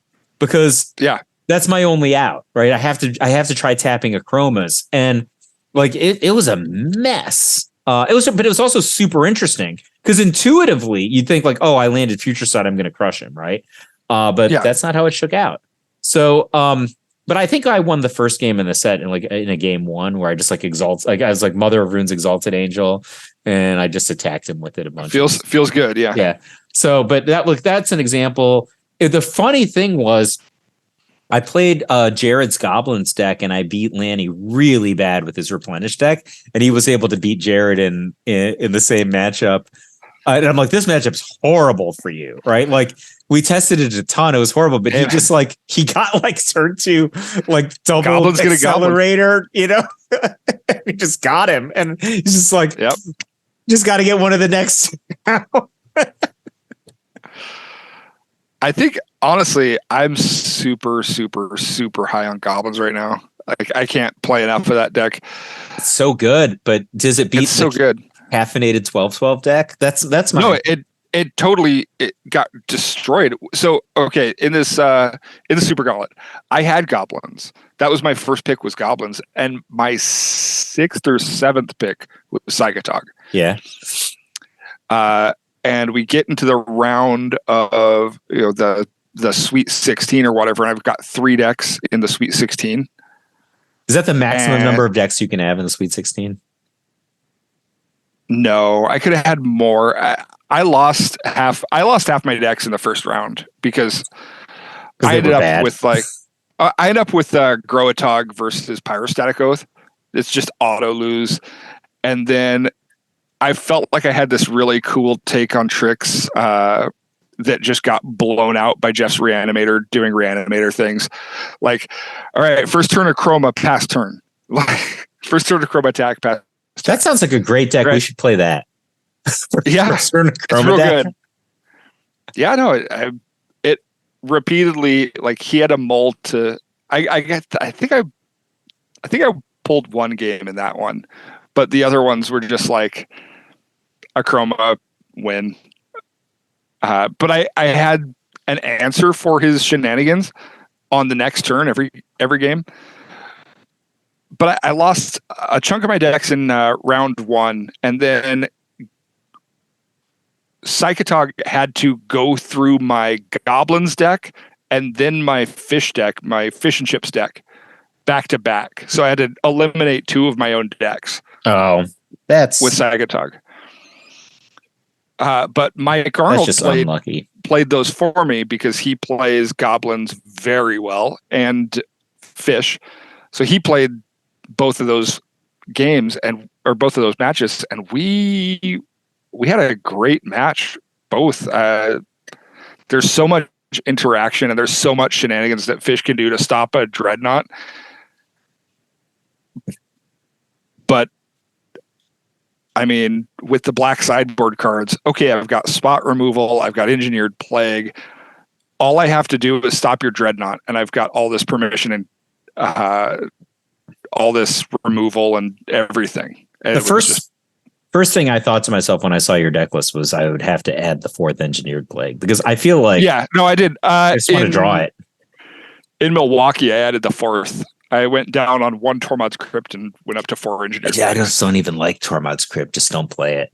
You have plenty of counter spells. What do you need Tormod's Crypt for? So whenever you go to a tournament and Michael Phillips is there, you have to have some answer to Enchantress, because you will find him in the top 8. Yeah, but what if you played like Sunder or Upheaval? Is that not an answer to Enchantress? It is. Or, Hibernation or Perish or whatever. Whatever. But, okay, you have, again, you're talking about the Milwaukee crowd or the Madison crowd, essentially, because it's an hour and a half away. So you have to have Goblin answers, too. So going up to 4 engineered plagues seemed real good. So yeah, I played that there. I honestly felt like I had a really good shot to win that tournament. Your deck is phenomenal. I can't wait to play it. I wonder if really people strong. are just going to forget about it by Lobstercon. Could we play it in Lobstercon and no one will see it coming? I think we probably shouldn't say it on the pod, but I've really enjoyed this deck. This deck is going to see play a lot of places that I play Magic. I may or may not be playing it Monday night. Is this pod going to come out before my Monday night tournament? I have no idea, man. I have to do some preliminary editing and then give it to Lanny, and he's like literally in Australia. So as far as I know, he's just in a place where like the toilets twirl the opposite direction, and like you can just be punched by a kangaroo walking to breakfast. He's been bitten by 5 deadly spiders today. Probably and he's chased by dingoes. I think it's a rough time. Yeah, probably criminals are everywhere also. Probably criminals riding kangaroos who are punching him on the way to breakfast. So criminal spiders. Australia is a dangerous place. Yeah. Yeah, everything is trying to kill you in Australia. Watch out for the drop bears. Yeah, so honestly, I'll be playing that a lot of places. And for those of you who are listening to the podcast and who have a chance to get out to the Twin Cities area, we do a Premodern tournament every Monday at Dreamers Vault, South St. Paul. It tends to draw somewhere between 12 to 16. Every 10 to week? 16 people every week. That's 10 to 16. awesome. And Thursday's God, Ricky Thorson is now a local. He's playing there. We have a really wonderful mix of highly competitive and still very friendly people. Like, because it's the Twin Cities and everybody's super friendly. Every week we fire 10-person-ish to 16-person-ish tournament. That's amazing. Like, I won one last night, but we had 6, right? So like that's an unusually low turnout for us, right? But it's a random Thursday night in a brewery, but so we had 6, but normally we'll get about where you're getting. We've had as much as 32 on a random night, but that's pretty crazy. We've never had that many. We have had as low as 6 during the holidays, when it was like, is this tournament even happening or not? But in the early days, we had to like scrape it together because we were doing 4-player tournaments every night until it kind of caught on. Now the local scene is going. People who play the Magic Online Society leagues will probably know Light Slider. He's a local who has joined us as we've expanded. A lot of the more known players from the online tournaments, Jared Heiss, who's a really well-known, super competitive, old-school player, and whose brother top aided both Lobstercon tournaments last year. What are your rules? Do you allow proxies? Like, do you allow gold borders? Do you? So for our, so locally here at Mill City Old School, all of our open play events are proxy friendly because they're play testing events. You should play whatever, right? And then we don't run. It's technically a store that runs our Monday events, so it's whatever their policy is. And I think they're a no proxy, but they're full gold border. It's fine. But I mean, it comes with prize support and everything else. So we walk away with a really lovely prize payout in store credit for us. And then we all turn around and head to the brewery after it's done. So we grab a bite to eat.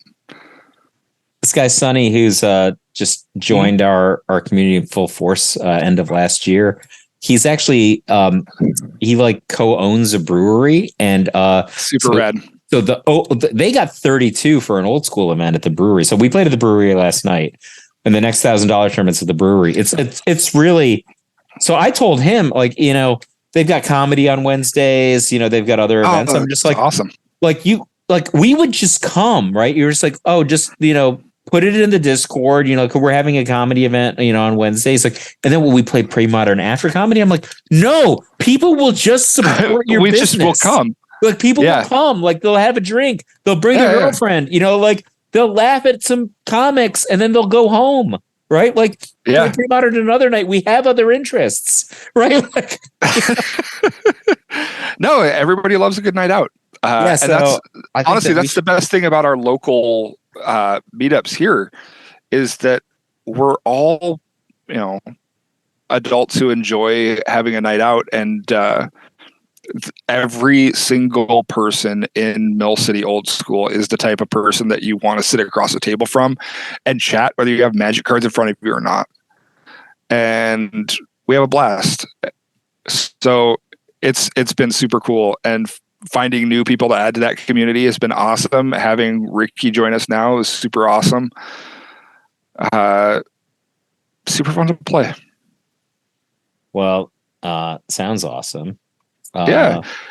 And, I still continue to drive to Madison and Milwaukee for all of their stuff. It was really, really super cool to check out the Mana Vault, which seems like what every game store should be moving forward. Like they're attached to a brewery and wonderful kitchen that had great food, like with like all kinds of barbecue and everything else. And you can take your drinks and food in and out of the shop and play. They're really well set up for doing 60 plus person tournaments, and everybody can see their pairings very easily up on the wall in high def. Like everything's just, it was so smooth. That's awesome. The tournament I won a few weeks ago was literally at a volleyball court. So I think people don't realize when I say it's at a volleyball court. So downstairs, there's like 3 sand volleyball courts, right? Full bar, kitchen, and then upstairs, there's like room for like 32 players playing Magic. But the caveat is like, don't play on the table without your play mat because your sleeves are getting destroyed by the destroyed. But like, it's cool. Like, you know. Oh, is there like actual like sand everywhere? It's like sand everywhere. Yeah, but that's awesome. It's so cool. But like, there's literal a full bar, like smoothie bar, full bar, kitchen downstairs. And it's so a volleyball court. And like, there's like a pull-up bar where like we're doing fitness challenges between rounds. Like it's like crazy. Like, so I'm so into the scene that you guys have set up in New York. Yeah. It seems so fun. You guys have something special there for sure. I'm so lucky, you know, it's just, and the other thing is like, everybody is just so into like being into it. You know what I mean? Like, yeah. Like, so like I was saying, this guy, Sonny, he's new, right? Like he wasn't in any of the events like previous years, but he like joined kind of like the tail end of last year. But like, I think like we met him because he's just like, I'll drive us to the New Jersey $1,000 tournament. Sure. And then like, you know, he was just instantly the most popular guy and he's like, oh, you know, like I had 32 guys for old school at my brewery. Do you think people would want to play? And we're like, yeah, obviously we'd want to play. And just in general, I've seen him around online and his enthusiasm is intoxicating. Oh, he's a great guy. I love the vibe that he's putting out. It seems like the perfect addition to any scene. Yeah, and he like, you know, but like everybody's like, I mean, not to diminish him, he is a great guy. Like, but it's like everybody's just so like I think into like making everybody else's experience really good. And then also like we're just obsessed with hating on each other.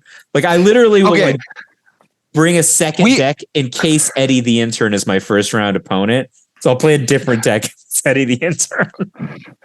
We had to so you talked when BK was on, you talked about shit talking. Yeah. And then I haven't listened to the last one, but you surprised Binary Soloist shit talking me. I feel like people miss how fun that can be in any community. Like it can be a super friendly community and you can still shit talk each other to hell and back in a really fun way. Like one of my favorite people in Premodern is Jeff White. Jeff White will shit talk you in a way that would potentially make people cry if they thought he was actually serious. I think Jeff White Weenie's like just a nice guy. Like is absolutely super, super nice. Like more nice than I think people realize if you only interact with him at a cursory level. Like if you're seeing some of the comments that he's making, if you think he's serious, if you think he's not just busting your balls and having fun, I think that you would think it's serious. And you and I, like, was it Binary Soloist, thought you were actually trashing me. Oh my God, I have so much respect for you, Aaron. I think that's obvious, right? Oh, and obviously, dude, we're so no, good. we're cool. Yeah. And honestly, how much it's crazy to say, how much shit have I given you in I deserve I just deserve it. Whatever you give me. I told people recently, like, half the fun of being your friend is just trashing you, because you get it and you give it back 100%. But you have to lean into it and like have fun with it. People are missing how fun it can be to be like really good friends and actually like bag on each other a little bit. Yeah, I mean, like I feel like I've done better in events because I focus primarily on beating Lanny. That's like my thing. I'm like, I just don't want to. I feel like you showed up to Lobstercon ready to beat me the year that you beat me too. I did, but the thing was, like, I was so excited to play against you. Like, you were like my hero, right? Like, you know, and then like I could have played against Ole and you didn't draw or whatever in the last round. I'm like, oh my God, Ole might be in the top 8. I was so excited. Like, it was so validating. Honestly, I just wanted pizza. If Ole had said we're into the top 8 and we just have to draw here, I'm like, sweet, I'll go get pizza. I don't want to play a Hall of Famer for like, my winning in for the top 8. Like, literally, like, I'm like, oh my gosh, like Aaron Dix is like the first, like, that's the deck that made me fall in love with. And I never played in a Premodern event before. This was my literal first Premodern event I had ever played of any size, right? And I mean, I just practiced, right? Like, I practiced at David Tao's house or whatever. But like, I had never like played in quote unquote a Premodern tournament. And then like, you know, I'm like, oh my gosh, like this is like so validating. Like, Aaron, this is a high skill format. Aaron Dix is in it. Like, and I think about who are the people whose names I'd heard of. Like, I like watched tape of Mike Hoyp and Flint Espel on YouTube. Like, that was my prep. I'm like, oh man, Flint Espel, dude, he was really good on YouTube, and like, you know, he's doing really good in this tournament. Like, that was my thought process. I finally got to play against like Hoyp and BK back to back in Milwaukee. Winning against Hoyp and BK back to back. Take the rest of the tournament away from me. It doesn't matter. Beating Hoyp and BK back to back and trash talking BK the whole time felt like the best thing ever. Come on, those two. I actually at one point in our chat, I wondered if I crossed the line with BK because I was trash talking him so bad, and I had to reach out to him. I'm like, hey, you know, I have like huge amounts of respect for you, right? I'm sure he was cool. Like, and he was super cool. And so ever since, it's been, you know, all right, this is green light. I can handle this guy a little bit. I just wanted to say, like, the most recent time Jeff White Weenie reached out to me, this is so pre-modern. He's like, oh, I need to ask you a question. I'm like, what? He's just like, what running shoes do you use? Because I'm like, I run a lot of races in the summer, right? So and so I'm like, I'm glad you asked. So I'm like, I catalog this. Like, I have 6 pairs of these that I rotate. These are like super good. I took a minute off of my like 5K time. And if you get this color, you get a lot of compliments. Right? Like, anyway, that was just like, it was so cool, you know? And it's the same thing like the brewery or whatever. You're like drinking Yamazaki. Like, I was having a conversation with my friend Brian David Marshall, and because he was asking me about somebody who like might be an investor in a business that he might be going in on. And, you know, like, I'm, you know, good friends with David Tash. He's just like, is the pre-modern community just like the finance bros who just like they're the finance bros during the day that they spend their money on pre-modern at night? I'm like, kind of, right? There's a lot of finance bros and there's a lot of statisticians. Yeah. So like, you're a data scientist, right? Mm-hmm. Yeah. And a musician. So it's really cool. And I'm so happy, right? Like, I think like the happiest I have been just like in leisure time, like, you know, you have family moments or whatever that are really important, or something happens and then that once in a lifetime sort of thing happens. But I really think like Lobstercon last year was just like a high point in my life. And Lobstercon the previous year was the best tournament I had been to in like 20 plus years. Lobstercon 22 was probably one of my favorite tournament experiences, period. It's just like, it's weird. So people like, I think are getting into Premodern because of the podcast. Like they reach out to me and Lanny sometimes just like, oh, we found your podcast, we play other things. And, they join Not Idiots and stuff like that. And this thing, I also have the same thing to everybody, which is like, the gameplay is the best. If you want to play Magic and not just get run over by snowbally cards, some matchups it matters. Like you play red deck, you play goblins, going first matters a lot. But in a lot of the matchups, going second doesn't really kill you, which is refreshing. But like, I love the people that I'm hanging out with. I love spending time with them. I love going out for whatever we go to, like the bar after, at the end of the main event or something. That's just as fun as, scrubbing out of the main event or whatever you're going to do. Genuinely, the thing that keeps me traveling to all these tournaments and experiencing all these pre-modern communities from around the world, people that I consider my very good friends who I've never met in person. The thing that keeps me coming back to all of them is the experience surrounding what we're doing and the community as a whole. I have had the most fun, even in tournaments that I've scrubbed out of. Euros this year, I had a terrible tournament. I started off 2-0 and then just lost, I think, 3 in a row. And I had the best time. I continue to go to these tournaments. I continue to have incredible times all over the world. I've got friends anywhere in the world and 99% of them, I would be just as happy to sit across the table from them if there was cardboard in front of us or not. We could have a wonderful chat about life in general.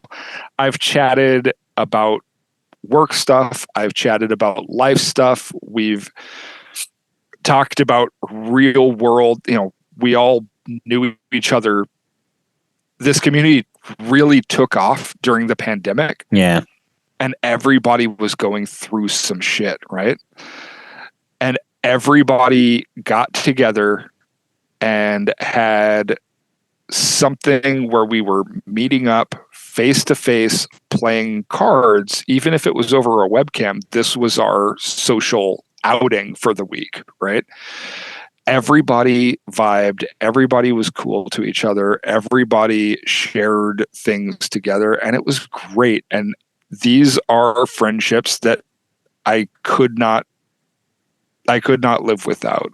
These are all super, super rad friends that I've made all around the world. So this conversation has been super rad. For sure. But I think I'm going to sign it off now. It's nearing midnight for me, and I want to watch the fourth quarter of the Cavs game because I told you I'd start at 10, and I kind of know who won, but I kind of still want to watch the fourth quarter of the Cavs game. Right on, man. So rock and roll. Thanks so much, Aaron. Anytime. Thanks so much for having me.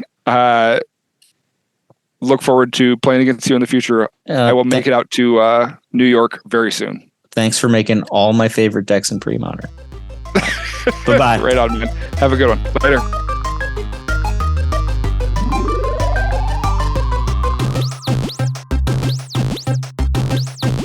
Game over.